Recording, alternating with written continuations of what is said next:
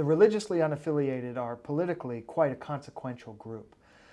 This is a group that makes up about 1/5 of the adult population now, and they have been heavily democratic in their partisanship and in their voting decisions in recent elections.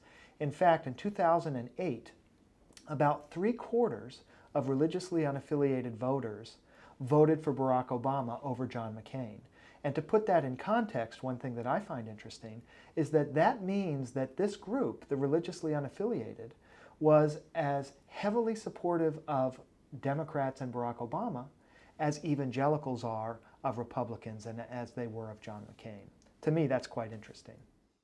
The ranks of the unaffiliated have grown in the population overall, and they've grown particularly among Democrats and Democratic-leaning registered voters.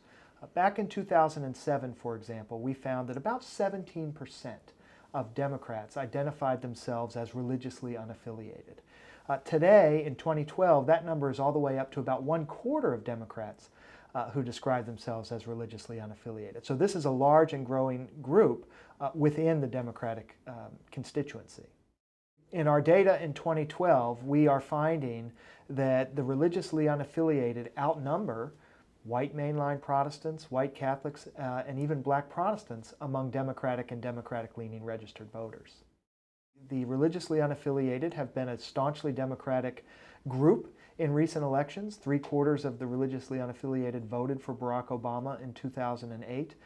To put their size in some context, when we say that about 1/4 of Democrats and Democratic-leaning registered voters are religiously unaffiliated, if we look at Republicans, we find that about 4 in 10 of them are evangelical Protestants. Evangelicals are commonly associated as one of the key constituencies of the GOP, and so realizing that the religiously unaffiliated aren't quite that large, but nevertheless are 1/4 of the Democratic and Democratic-leaning population means this is a significant and consequential group. In our data from 5 years ago, we were finding that 9% of Republicans and Republican-leaning voters were religiously unaffiliated. That's ticked up a little bit. It is a significant change to 11%, but still it's not like the rate of increase we've seen among Democrats. On the one hand, we do know that the religiously unaffiliated population is composed disproportionately of young people, and we know that young people aren't always as politically involved as older people. We also know that people who are not involved in religious organizations also tend to be less inclined to be involved in other kinds of organizations as well. But with that said, this is a sizable constituency, even if we just are looking at the American electorate instead of the American public as a whole. In 2008, exit polls found that about 12% of voters were religiously unaffiliated. So even then, this was a big and important group, and we'll have to see how many voters this year describe their religion as unaffiliated. The religiously unaffiliated population is much less comfortable with religion in politics as compared with the population as a whole.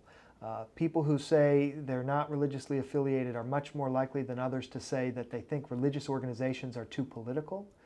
They are much more likely to say that there's been too much religious talk from politicians. They're much more likely to say they think churches and other houses of worship should keep out of political matters.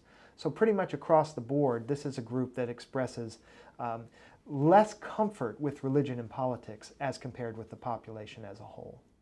Large numbers, even of the religiously unaffiliated, say they think religious organizations do a good job helping the poor and needy, for example.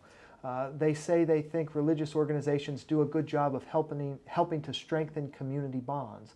So it's not as if they don't see a role for religion to play. It's not as if they view religion entirely in a negative light, but they are less comfortable with religion in politics.